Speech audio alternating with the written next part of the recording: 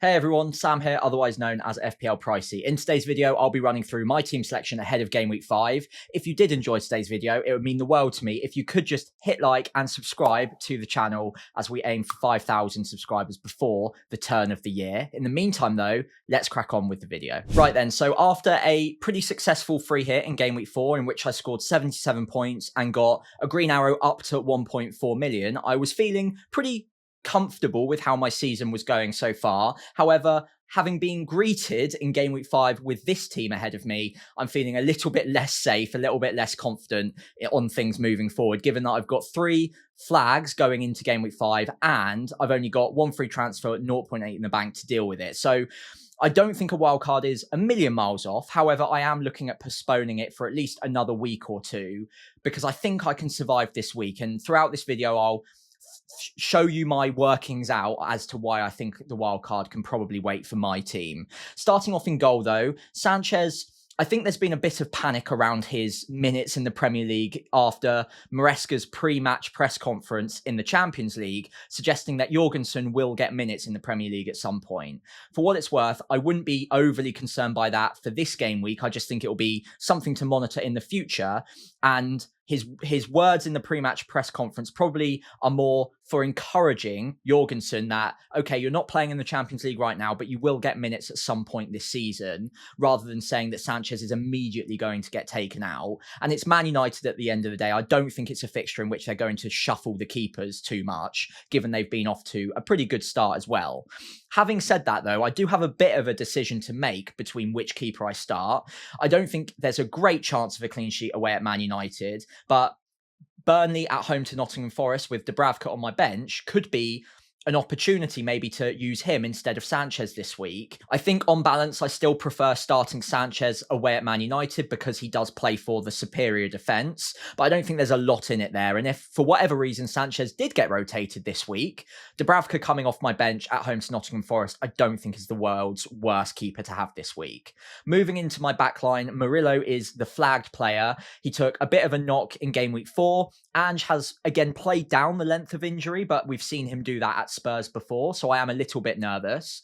But it's a great fixture away at Burnley, a good chance of a clean sheet. So I'm going to start him, and I think he'll either get 0 minutes or 90 minutes. So I'm not too worried about a 1-pointer off the bench for 5 minutes towards the end of the game. So it's very low risk, me just playing him anyway. And if I need to rely on my bench in place of him, then I don't think it's the worst thing in the world. The flags in my forward line and my midfield, Sarr, I'm not expecting to play at all in Game Week 5. I'm only starting him because it's a good fixture. And if Glasner or Crystal Palace have been lying about the length of injury and he does start, then I've got myself a massive differential against a pretty weak opponent in terms of their defensive data so far. And I would expect him to do well if he did play. However, I'm fully expecting to have Undai coming off my bench for him. And I wouldn't mind that either, to be completely honest. We'll go into my bench options in a later section in the video. Now, in my forward line, Strand Larsen is the flag, and he seems to be a recurring injury doubt going week to week at the moment. I am concerned by that because they seem to be consistently playing it down, and it just isn't healing up as quickly as maybe they thought, or maybe they're hiding some information and it's a bit more of a long-term injury. But either way, it still seems like there's a possibility that he could play this week. And if that is the case, he's going up against Leeds at home, who have equipped themselves very well in the Premier League, but it's still a good fixture to be targeting. It's a promoted club, and it's one of the fixtures that I originally wanted Strand Larsen for. So again, I'm going to start him in the hope that he does play this game. But again, it might be a third player where I'm leaning on my bench to get me out of jail a little bit this week. So not ideal in all 3 of those cases. Outside of that, the rest of my 11, I don't think I'd necessarily be picking too many of them on a free hit, maybe bar Salah, bar João Pedro. But I don't think they're awful. Porro has lost set pieces for Spurs, but he's still a good defender. He's still got some attacking threat away at Brighton, so I don't think that's a nightmare, although I probably wouldn't include him on a wildcard at this point. Anderson's been very good on defensive contributions and at home to Brentford. It's not a terrible chance of a clean sheet. In my midfield, Salah's going to probably be my captain at home to Everton. Bruno at home to Chelsea. Again, probably not a player I'd pick on a free hit this week, but I think he's never a bad pick, quite frankly. He's on penalties, he gets defensive contributions, he gets 90 minutes. So I'm happy enough playing him this week. Anderson away at Burnley, I've already described that as a good fixture. He gets DEFCON more often than not, and he might carry a little bit more attacking threat in a game that Nottingham Forest are expected to dominate. He also missed out in midweek, so he'll be rested for this match. And then up front, although Ollie Watkins has been horrendously bad so far, Villa have not been putting up any sort of attacking data whatsoever. It is still Sunderland, and given I've got other bigger issues with my side and future moves that I want to use transfers on, I just don't think that selling Ollie Watkins ahead of Sunderland away from home is worth it right now for me, with an opportunity cost of other transfers that I could possibly be making at later dates. That being said, again, a player that I don't have that much confidence in. I wouldn't really be targeting having him on a wild card at this point, despite the fixtures. But again, another one that I'd probably just hold on to for one, maybe two more game weeks. And then João Pedro, admittedly, has been fantastic away at Man United. I think that's absolutely fine. All of that being said, I don't think too many of my players are ideal to have this game week. But then the question becomes, well, with one free transfer, 0.8 in the bank, what moves can I make to optimize this side? So let's take a look at the expected market odds and the data ahead of game week 5 and where there might be opportunities to go on the attack and find some gems there. Right then, so taking a look at the market odds for projected goals and clean sheet odds ahead of game week 5. This is from Rob T FPL on X or Blue Sky, but you can also take a look at the live market odds for all of this via Solio Analytics. The link is in the description below if you wanted to check that out. It is important to note that at time of recording, the projected goals across the board, across all 10 Premier League fixtures, are on average the lowest projections of the last 2 seasons of the Premier League. So we're not expecting massive hauls from anyone this week. In fact, the highest projected goals for any fixture for any team is Liverpool at 2.11. No other team is expected or projected to get over 2. So the averages are very low. And what that does mean is that maybe there isn't quite as much upside for targeting particular teams or particular attackers this game week. Liverpool are expected the most. A lot of us already have Salah. And then after that, Wirtz has been a bit disappointing. We can't guarantee Isak's minutes just yet. Gakpo and Ekitike as well might start sharing minutes a little bit. And at 2.11, it's not a massive haul fixture either against Everton, who are a good defence as well. So from an attacking point of view, there aren't loads of teams that I'm desperate to be targeting this week. So maybe there's more upside in targeting attackers next week. Even Semenyo as well, who's been fantastic so far this season. He's got a tough fixture this week against Newcastle, and they are a very good defence. So as much as I would like to be targeting players from Liverpool or Semenyo, maybe Spurs as well, they've looked pretty good, got some good fixtures, this might not be the week where you'd expect massive hauls from them. So it just makes that transfer a little bit less appealing in terms of the upside I can gain from it immediately. The same goes for the clean sheet odds as well, by the way. No team is projected odds of over a 40% chance of a clean sheet. Usually you get 1 or 2. Last week there were 4. And this week, none of them are above 40%. Liverpool are closest with 39, but again, would not be surprised to see Everton scoring in that. Villa away at Sunderland, 36%. I mean, if you've got Konza, you play him, but generally, I'm not looking at targeting Villa defenders right now this week. Wolves, Leeds, both have around 30%. Nottingham Forest, Fulham as well, Arsenal. There are no teams that really stand off the page as banker clean sheets this week. There are a lot of very tightly contested matches, good matchups for the Premier League where it's not going to be easy to call a winner by a big distance or a big margin. So with all of that being said, I think that this isn't a great week of going on the offensive. And with the team that I've got, although I'm not delighted with a lot of them, I don't think they're ideal. Man United at home to Chelsea with Bruno in my team, for instance, they're not projected a great chance of getting loads of goals. Chelsea away have only got a 22% chance of keeping a clean sheet against Man United, and I'm starting Sanchez. But there aren't so many players that are way better this week in either attack or defence across the board that feel like it's worth using a transfer on. Now, if I've got Everton players coming off my bench away at Liverpool, again, it's not ideal on paper, 0.94 expected goals and a 12% chance of a clean sheet. But Undai's got penalties. He gets 90 minutes. I've got Tarkowski, who also gets defensive contributions as well. And I just don't see where a massive amount of extra upside is going to come from this week. And if I roll the transfer, maybe there's other moves that I can make that have a bit more of a margin for upside or potential for upside than anything I could do this week. So I'm going to start taking a look at mapping out my moves for the next couple of game weeks right now. Right then, so using the excellent free tool FPL.team, again, do go check that out if you get the opportunity to do so. I'm going to do some future planning to see if there are moves that provide more upside next week or onwards over what I could do with my team this week to maybe benefit me in the short term. So as mentioned, my team on paper this week does not look ideal. I've got flags galore. I'll probably have to lean on my bench. Everton going up against Liverpool is not ideal for Ndai or Tarkowski. They might come off my bench. Esteve as well at home to Nottingham Forest might need to be used. But I think overall, they're just a lack of teams or a lack of players in which I can gain significant upside. So rolling the transfer might be more powerful. So as I move to game week 6, already I like the look of quite a lot of my side this week. So Everton come in at home to West Ham this week. I've got double Nottingham Forest at home to Sunderland. I've got Brighton at home for my Chelsea assets. And Bruno away at Brentford's not bad either. But one player, of course, is missing. Now, if I were to roll the transfer, it gives me the benefit of being able to upgrade Strand Larsen to Haaland. But because I've got that second free transfer, I can do this without taking a hit. And I'd have to obviously remove Salah to free up the budget to do so. That gives me 7.5 in the bank. Now, at time of recording, Semenyo is 7.5 million, so I could afford him. I don't think by the time I get to game week 6, that's going to be possible because he's getting a lot of buys this week, a lot of transfers in.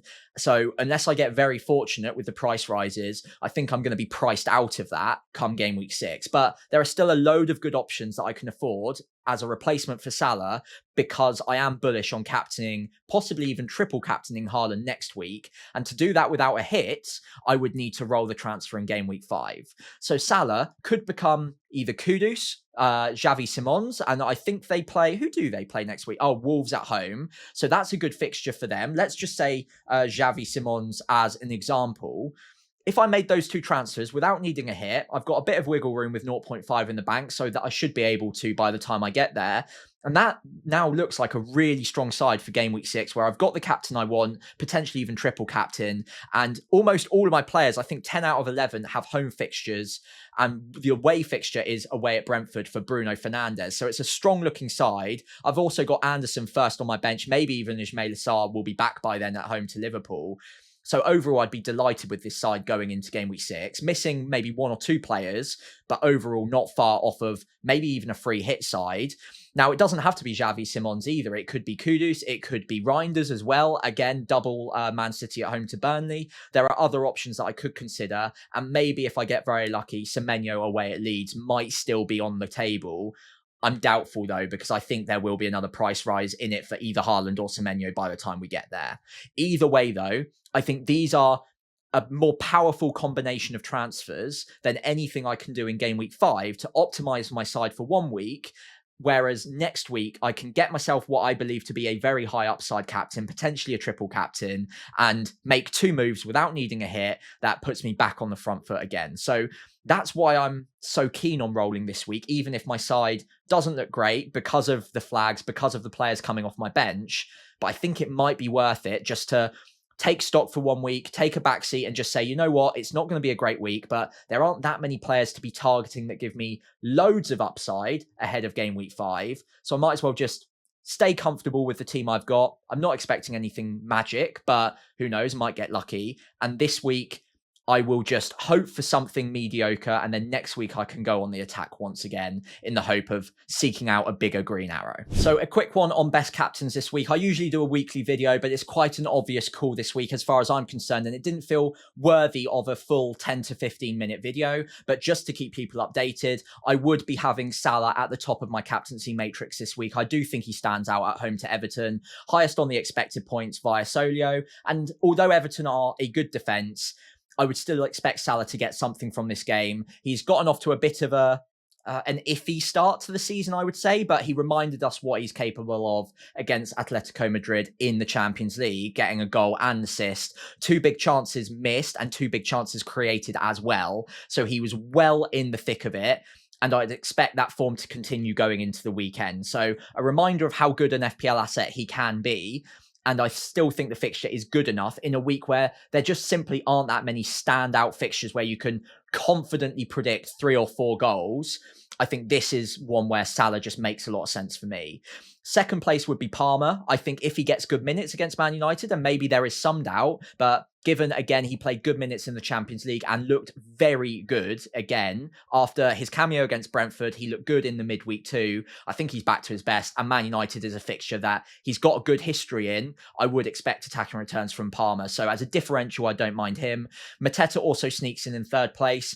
There were worrying comments from Glasner about him needing a rest, but I don't know if that's going to come necessarily against West Ham. So I'd still be interested in him as a differential. But for me, Salah is the out-and-out best captain this week, and he will be my pick on the matrix to take me forward and hopefully keep improving my captaincy hit rate, which is at 3/4 at the moment, 3 out of 4, but I would like to see that a little bit higher come the end of the season. Okay, so rounding off the video with a reminder of how I'm set up going into Game Week 5, I am planning on rolling the free transfer unless something really dramatic happened. We got confirmation that Murillo, Sarr, Strand Larsen are all out, and I've got another doubt somewhere that comes in from a pre-match press conference. But at time of recording, even if all 3 of those are out, I still think I'm going to try and roll the transfer. I'm not in love with the players coming off my bench. Obviously, Everton players away at Liverpool is not ideal. But I think Ndai's routes to points, including the penalties and the fact that he does get 90 minutes and decent open play goal threat, I think that's good enough coming off my bench. Tarkowski as well, I'm not expecting a clean sheet, but we know that he's got a history of scoring goals against Liverpool after his last time out. I think he got the last-minute equaliser in that 2-2 at Goodison Park.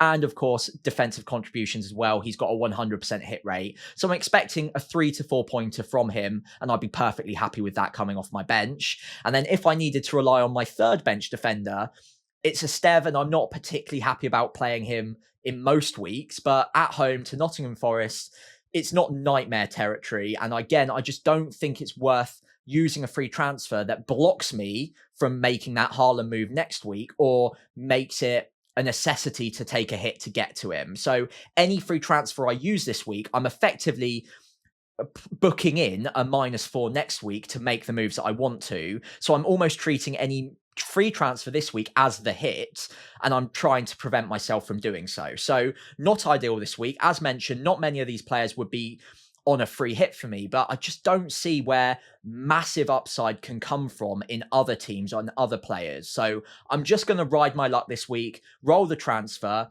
use my bench wherever needed, but hope and cross my fingers that at least 1 or 2 of those players that are flagged will get minutes and will play instead of my bench players. But I don't think it's a nightmare to rely on my bench for 1 week. And hopefully that just means that I'm set up in a better position to go on the attack again in Game Week 6 and get to Haaland, maybe even triple captain him as well. As we reach the end of today's video, I'd really appreciate it if you could leave a like and subscribe to the channel. And as always, if you've got any questions whatsoever, do drop them in the comments below. I'll be back tomorrow with my live stream as we lock in my side ahead of Game Week 5 and go through all the pre-match press conferences and, of course, answer any final questions you might have before the Game Week 5 deadline.